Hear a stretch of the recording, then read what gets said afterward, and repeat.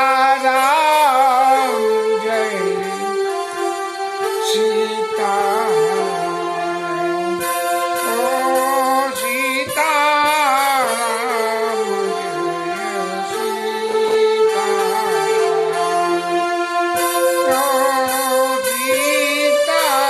ओ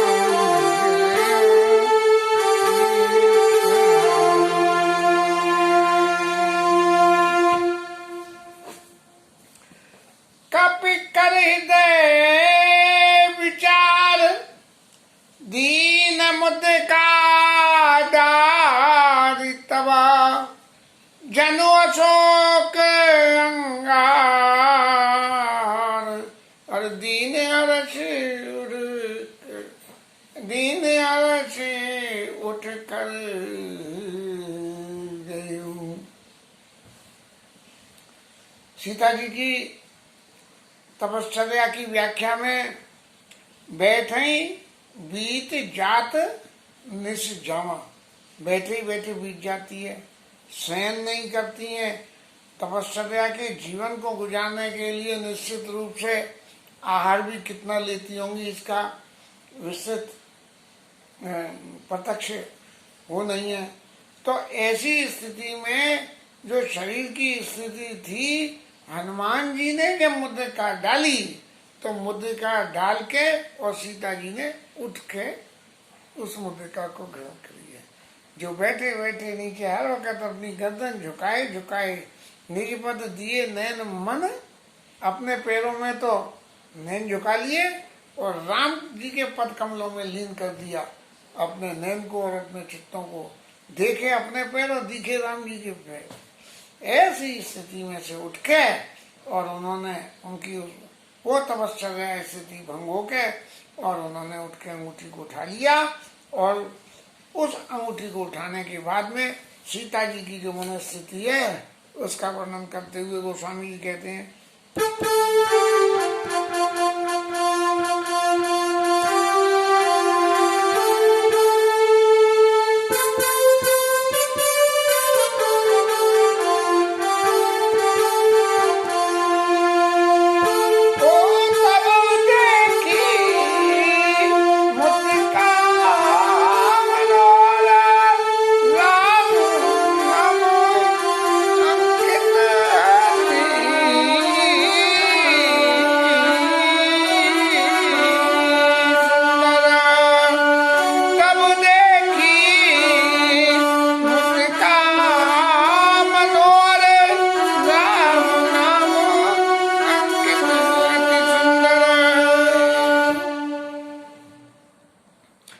जब सीता जी ने अंगूठी को उठा के देखा और उस पर राम जी का नाम लिख रहा था, अंकित अति सुंदर।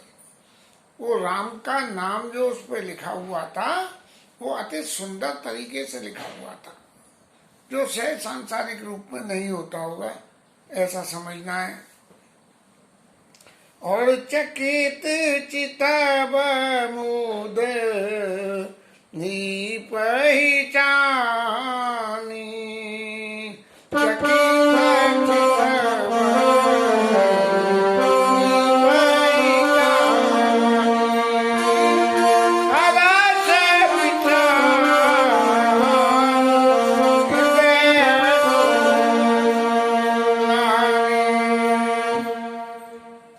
अब मुद्रिका को देख के और हर्ष भी हो रहा है और विषाद भी हो रहा है। हर्ष क्या हो रहा है कि ये मुद्रिका को लाने वाला मेरे पास कोई न कोई है जिसने मेरी थांग लगा ली कि मैं कहाँ हूं। और विषाद क्या कि जो अंगूठी आई ये कैसे आई। ये अंगूठी सहज भाव से तो आ नहीं सकती, भगवान हर किसी को दे नहीं सकते, तो भगवान का कोई ना कोई विश्वास पात्र होगा। और वो विश्वास पात्र कौन है उसको जानने की इच्छा में हृदय में विषाद होने लगा कि भगवान का ऐसा प्रेमी भक्त आया कोई अंगूठी लेके, तो मुझे उसके दर्शन क्यों नहीं हुए। और फिर मन में कल्पना करिए कि जीती को सकई जय रघुराई और माया ते असरच नहीं जाई। भगवान को जीत के तो कोई इस अंगूठी को पा नहीं सकता, और माया से ऐसी बनाई नहीं जा सकती है। तो सीता मन विचार करी नाना, मधुर बचन बो ले हनुमाना। इस प्रकार सीता मैया अपने मन में तरह तरह से विचार कर रही है, और उनके विचारों को करते करते ही हनुमान जी महाराज ने अपना मुख खोल के और भगवान के गुणों का वर्णन करने लगे।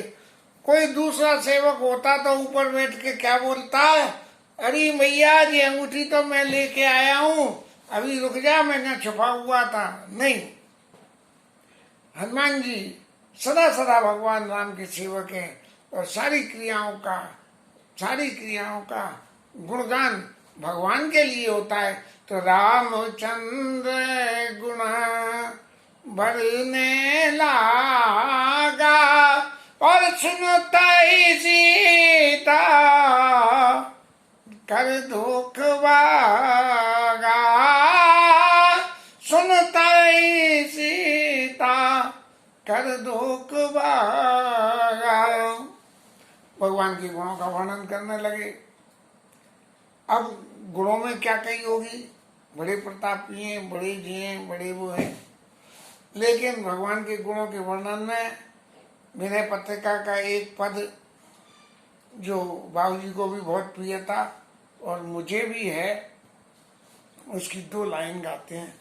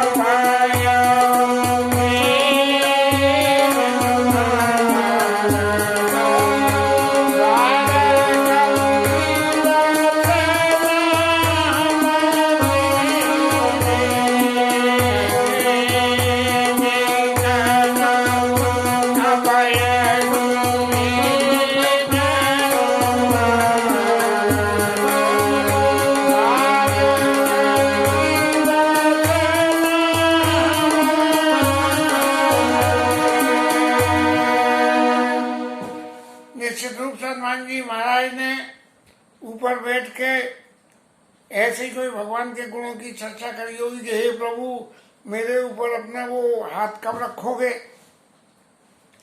और रामचंद्र गुण भरने लगा। सुनते ही सीता कर दुख भागा। तो उन्होंने कही सीता जी मन में समझ गई कि अब दुख करने की जरूरत नहीं है, कि मेरा जैसा एक दूसरा भी दिन आ गया। अब तो एक और एक मिलके 11 हो गए, अब तो ठाकुर जी के दर्शन हो ही जाएंगे। लागी सुने शवन मन लाई। हनुमान जी जो कह रहे थे उस बात को कानों से तो सुन रही थी, लेकिन मन में भी धारण कर रही थी। आदि होते सब कथा सुनाई। फिर हनुमान जी ने क्या कथा सुनाई कि भगवान की छू से कथा सुना दी।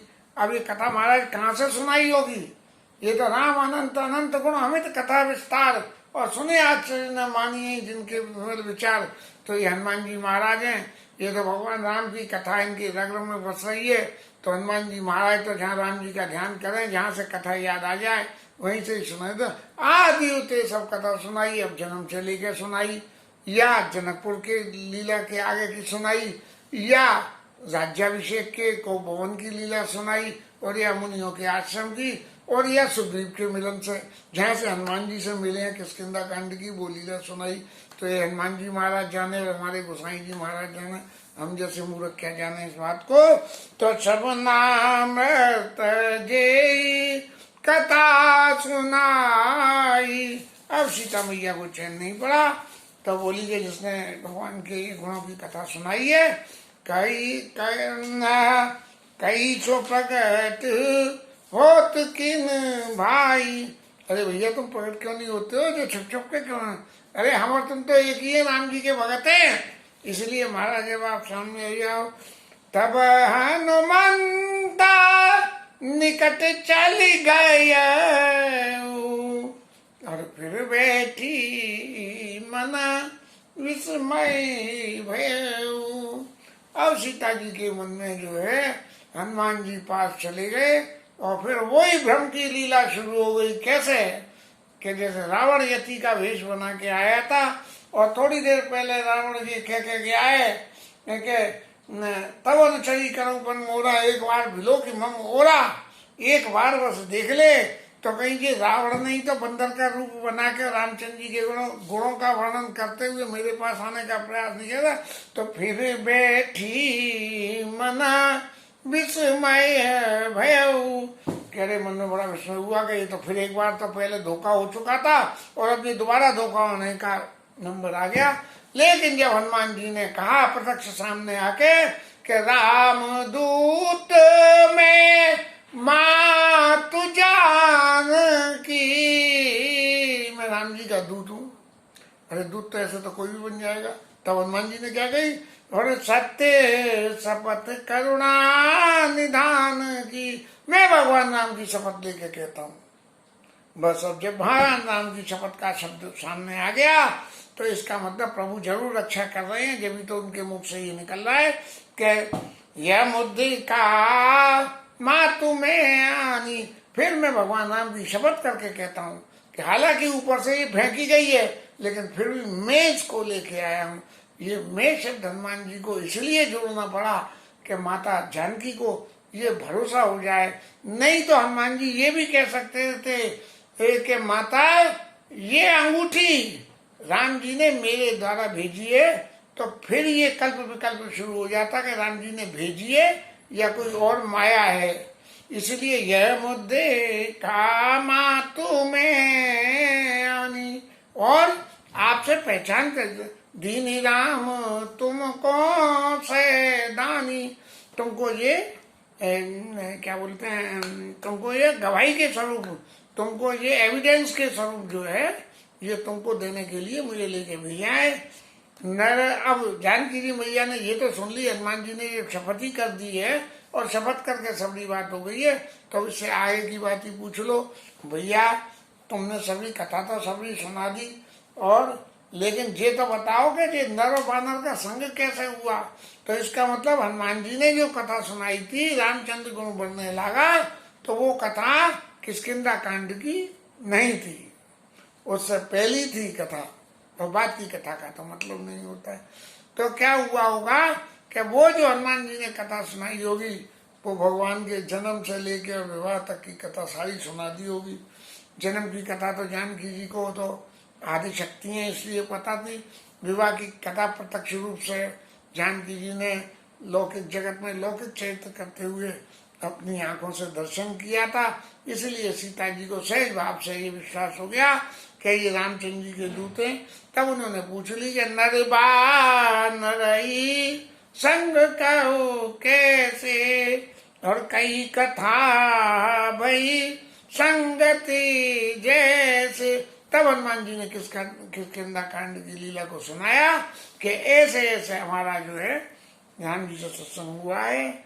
कपि के बचन सबन सुनी उपजाऊ रवि ज्ञान मन ज्ञान मन वचन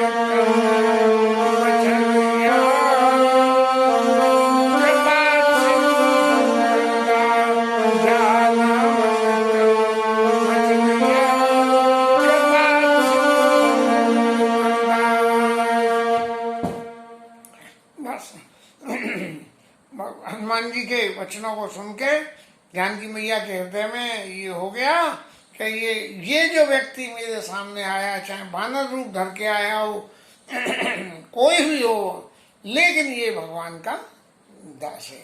और भगवान के दास के संग में यदि आप मैत्री जोड़ोगे तो नुकसान कभी नहीं हो सकता। इसलिए सीता जी ने अपने विश्वास को पक्का समझ के आगे की लीला के स्वरूप के लिए व्यवस्था करनी शुरू करिए, जिसको कल करेंगे। आज कुछ विलंब तो हो ही गया, इसलिए कथा को यहाँ विश्राम देते हैं और हरि नाम कीर्तन।